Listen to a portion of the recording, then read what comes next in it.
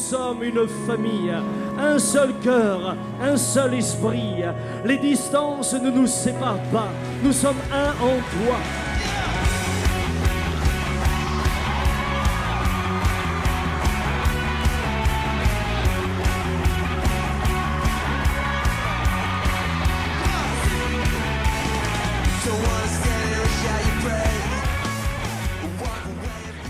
La Bible nous parle bien souvent, maintes et maintes fois, du cœur, parce que je crois que le cœur est le centre, est la pièce principale de notre être. Vous êtes d'accord avec moi ? On va lire ensemble le Proverbe 4, verset 23. Proverbe 4, verset 23 qui dit « Garde ton cœur plus que toute autre chose, car de lui viennent les sources de la vie. » La première chose, c'est que ce verset dit clairement que « Garde ton cœur plus que toute autre chose. » Car de lui viennent les sources de la vie. Autrement dit, le cœur est la pièce maîtresse de notre être. C'est la pièce principale. Même physiquement, sans cœur, à moins que vous soyez exceptionnel, mais sans cœur, on ne peut pas vivre. Ou bien, je ne sais pas chez vous. Mais on a besoin du cœur pour vivre. Mais non seulement on a besoin de ce cœur physique, mais on a aussi besoin de veiller sur notre cœur intérieur. Là où résident tous nos sentiments, notre être profond. La parole nous dit « Garde ton cœur ». Le mot « garder » est intéressant. Dans l'origine, il signifie « protéger ». Il signifie aussi « enfermer ». De la même manière qu'on enferme quelqu'un en prison, il signifie aussi « enfermer ». Mais pourquoi enfermer ? Parce que quand quelque chose est enfermé, il n'y a plus rien qui rentre, il n'y a plus rien qui sort. Il n'y a rien qui ne peut l'atteindre. Et je crois que ce verset nous dit aussi que garder, c'est une direction, c'est un ordre. Et je crois que nous avons notre rôle à jouer sur la protection de notre cœur. Je crois que c'est de notre responsabilité. Et ce soir, j'aimerais encourager chacun, et c'est ma prière, si vous êtes venus avec un cœur fatigué, chargé, peut-être découragé, je prie que vous puissiez ressortir avec un cœur encouragé, plus léger. Ça vous va comme programme ? Parce que ça me convient en tout cas. Je pense que le cœur est essentiel et est essentiel que nous puissions nous arrêter dessus. Pourtant, bien souvent, on ne s'arrête pas dessus. Bien souvent, on veille sur d'autres choses. Garde ton cœur plus que toute autre chose, mais bien souvent, c'est plutôt les autres choses sur lesquelles on s'arrête. Peut-être la réussite devant les hommes, peut-être le succès financier, professionnel, peut-être le succès sentimental. Mais il y a bien des choses, lorsque on est un peu honnête avec soi-même, qui finalement ne font que on ne s'arrête pas vraiment sur le cœur. Pourtant, la Bible dit très clairement « Car de lui viennent les sources de la vie ». Tout ce qui en découle vient du cœur. Et si la source est empoisonnée, le fleuve derrière sera empoisonné. Et nous avons besoin de prendre un temps et de nous arrêter sur notre cœur. Je crois qu'on ne s'arrête pas souvent parce que c'est quelque chose qu'on ne voit pas.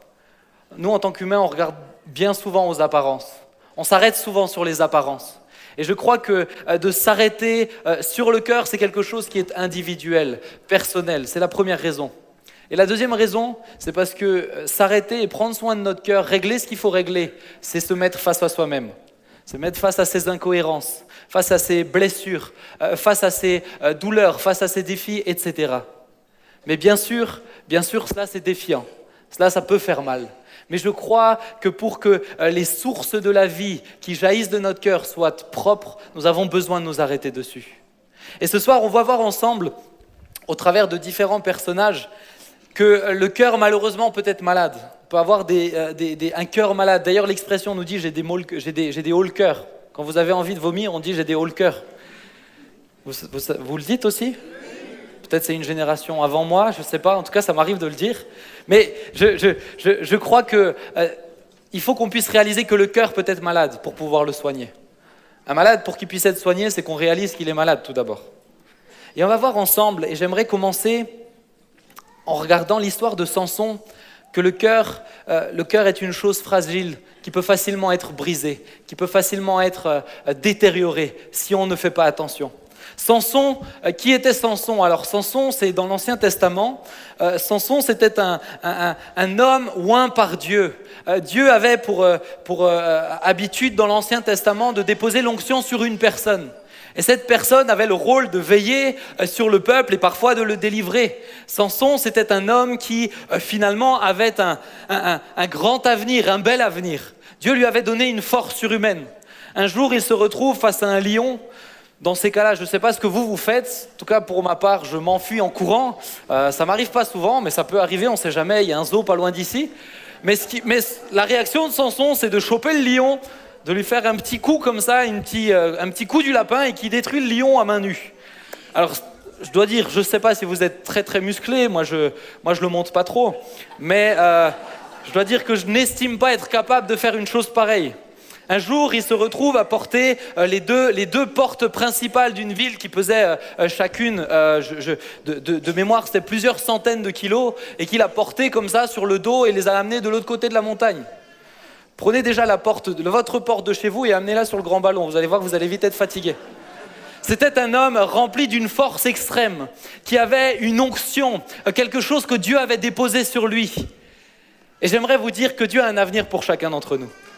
Dieu dépose des choses dans notre cœur, des talents, des dons, peut-être des idées, des rêves. Mais tout à coup, Dieu crée un avenir pour nous. Dieu donne un projet pour nous. Est-ce que c'est pas merveilleux de savoir ça? Malheureusement, l'histoire ne se déroule pas aussi bien que prévu pour Samson. Ça commence bien.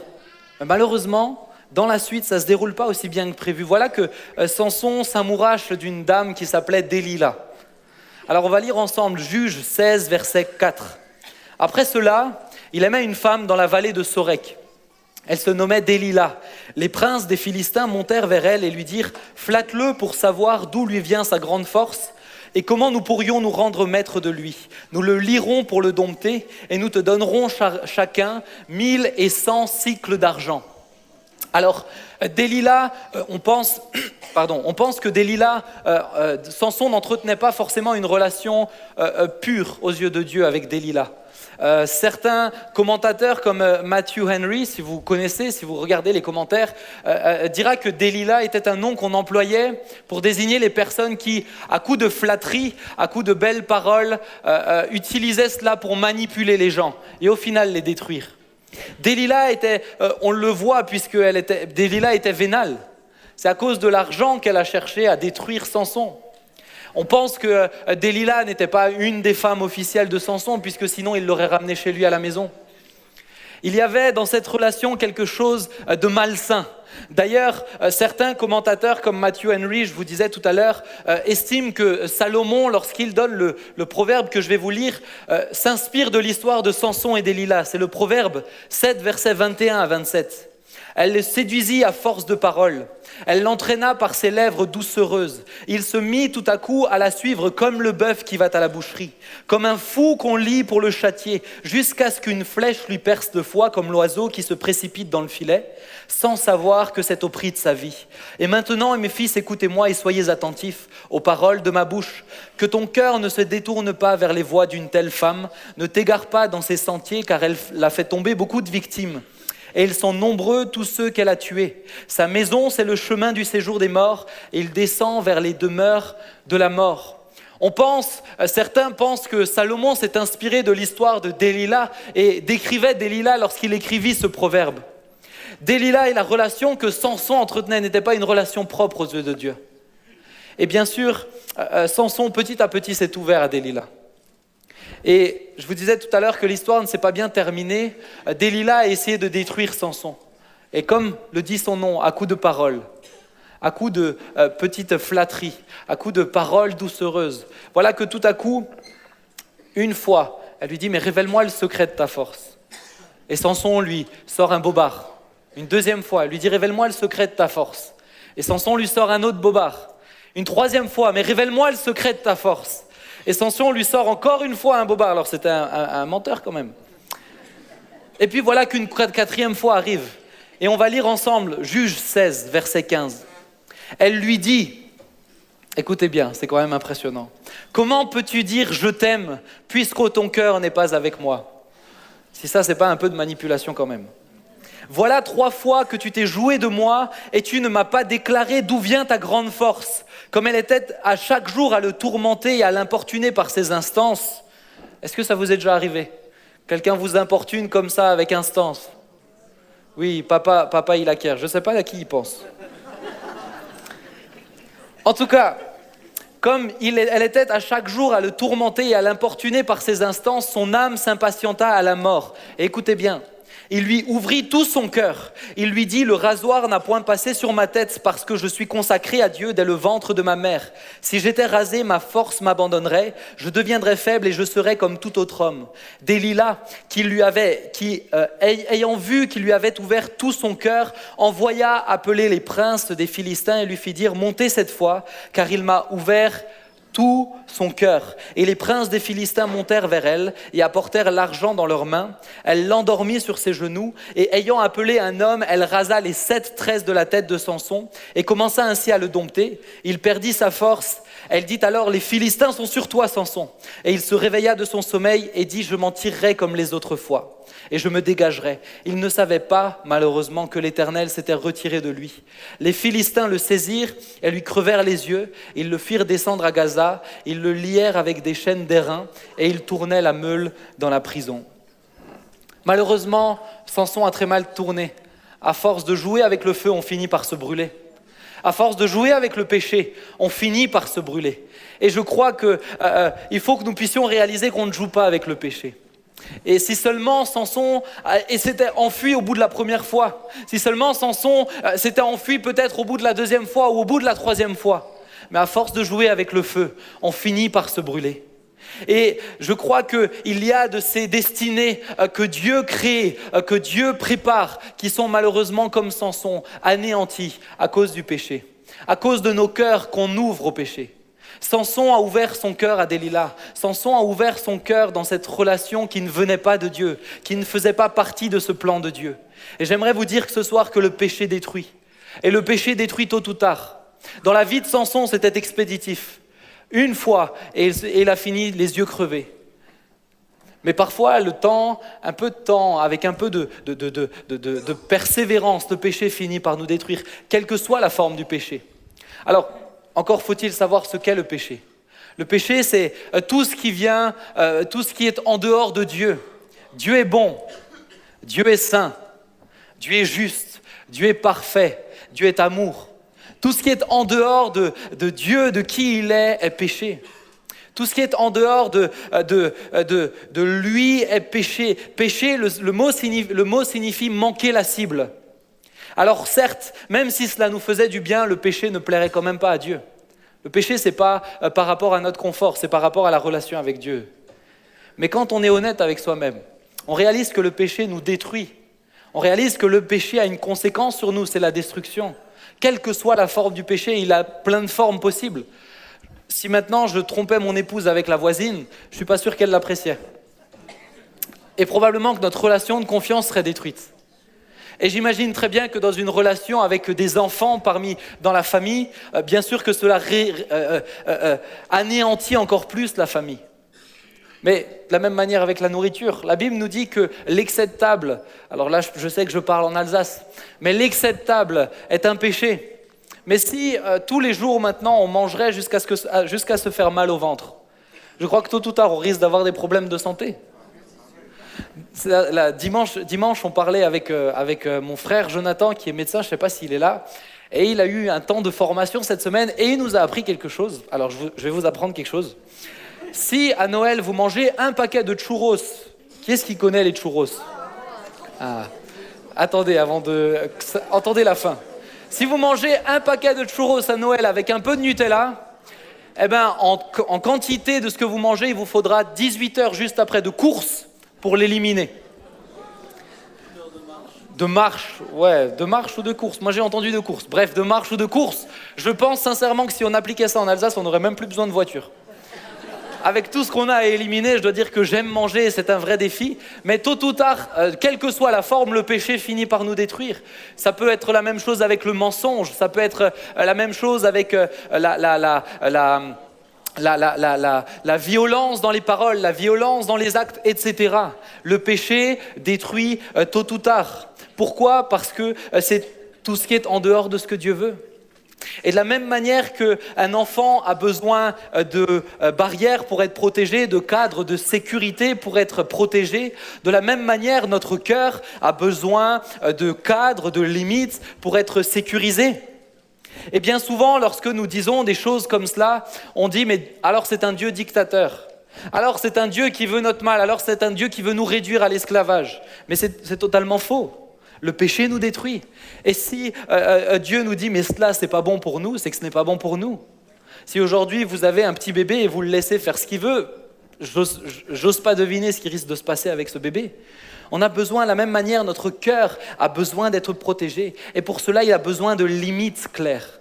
Vous êtes d'accord avec moi ?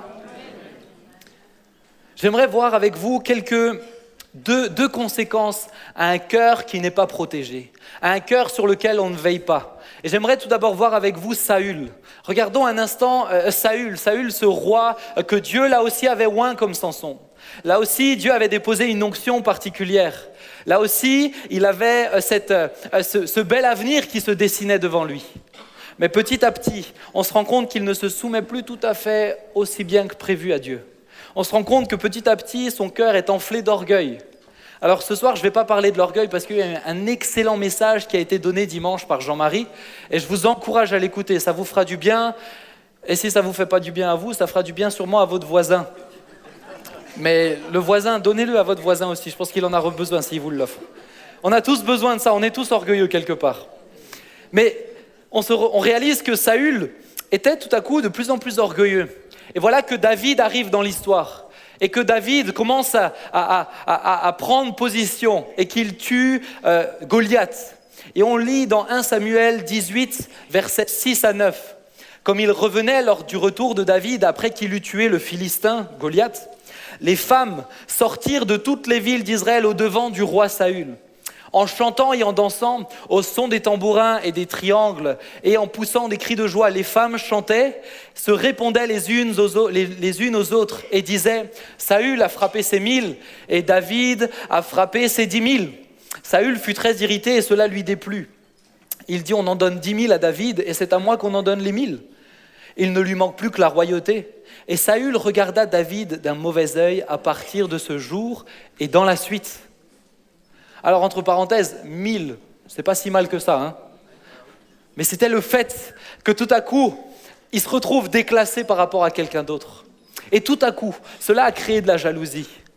Une simple phrase, un simple chant répété par quelques dames du pays. Et voilà que tout à coup, dans le cœur de Saül, il n'a pas veillé et que la jalousie naît dans son cœur. Et il finira par, au final, il ne dirigera plus le pays, il finira par poursuivre David. À 5 reprises, il essayera de l'assassiner. Saül sera omnibulé par le fait que quelqu'un peut prendre sa place, la jalousie. Et la jalousie est une plaie pour le cœur. La jalousie est un danger pour le cœur. La jalousie nous isole. La jalousie nous fait nous méfier de chacun. Et la jalousie finit par faire que nous nous retrouvons tout seuls. Quelle que soit la forme de cette jalousie, qu'elle soit dans le couple, qu'elle soit dans la famille, qu'elle soit dans le travail, qu'elle soit dans les relations amicales, la jalousie détruit. Et on se rend compte que ça vient très jeune. J'étais cette semaine avec mon neveu qui a 8 ans, Simon. J'ai pris un peu de temps avec lui et je lui ai fait des pâtes. Je ne suis pas un très grand cuisinier et ma femme n'était pas là. Donc je lui ai fait ce que j'étais capable de faire, c'est-à-dire des pâtes. Mais vous savez quoi ?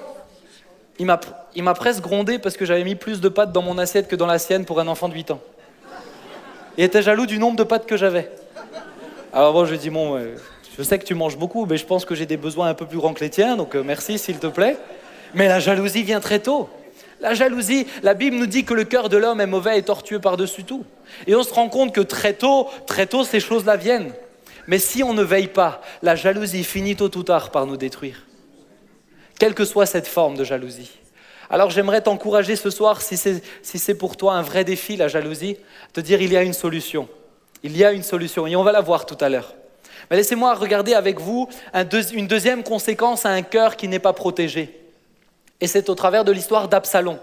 Absalom, le fils de David, cet homme qui était beau de figure, un peu narcissique sur les bords puisqu'il s'était quand même créé une statue à son effigie. Mais c'est cet homme qui tout à coup se retrouve à apprendre que son frère Amnon a violé sa propre sœur Tamar. Et voilà que on va lire ensemble 2 Samuel 13, verset 20. Absalom, son frère, lui dit « Amnon, ton frère, a-t-il été avec toi ?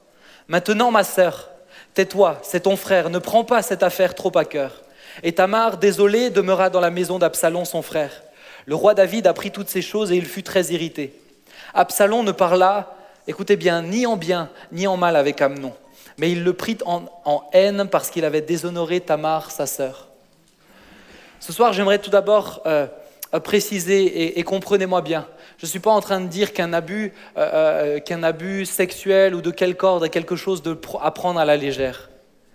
Je crois que c'est très grave et je crois qu'Amnon probablement aurait eu besoin, il sera assassiné par son frère, mais il aurait eu besoin d'être jugé. C'est un péché atroce, c'est un péché horrible. Et je ne veux pas parler légèrement de ces choses parce que je me retrouve malheureusement souvent à entendre des jeunes hommes et femmes me dire d'avoir été abusés. Mais ce qui m'interpelle, c'est l'attitude d'Absalom à ce moment-là. La Bible précise, Absalom ne parla ni en bien ni en mal avec Amnon. Autrement dit, qu'est-ce qu'il a fait? Il a tout gardé à l'intérieur. Et ne pas protéger son cœur, c'est parfois tout garder à l'intérieur. C'est ne rien dire. Et un jour, on m'a donné cette image qui m'a toujours travaillé. On est un peu comme des cocottes minutes. Si on n'évacue pas la vapeur, tôt ou tard, ça explose. Et c'est ce qui s'est passé chez Absalom. Et Absalom, bien sûr, ce qui a été fait a été extrêmement grave. Mais ce que Absalom la mauvaise réaction d'Absalom, c'est de tout garder à l'intérieur. Il n'a pas sorti tout ce qu'il avait eu besoin de sortir. Et alors, son cœur s'est retrouvé empoisonné par de l'amertume, par de la haine. Et j'aimerais dire que, j'espère que peut-être s'il avait pu parler, quelque chose aurait pu se nouer. Peut-être que Amnon se serait vraiment repenti, peut-être qu'il aurait vu sa réaction, etc. Mais malheureusement, cela ne s'est pas du tout passé comme ça. Le non-pardon entraîne de l'amertume, entraîne de la haine. Et la haine entretenue nous amène à faire des erreurs pas possibles. On entend en ce moment dans le journal un beau-frère qui vient d'assassiner une famille de 4 personnes. Et on dit, mais ça ne nous arrivera jamais à nous. Mais laissez la haine être entretenue. Laissez ça enfermer. Et vous verrez que votre cœur empoisonné peut vous amener à faire des choses terribles. Je crois que, et c'était réellement sur mon cœur, plusieurs personnes, vous êtes ici et vous n'avez pas pu pardonner. Mais quel que soit le besoin, quel que soit ce qui se soit passé, j'aimerais vous dire que le pardon, la première personne qu'elle libère, c'est vous.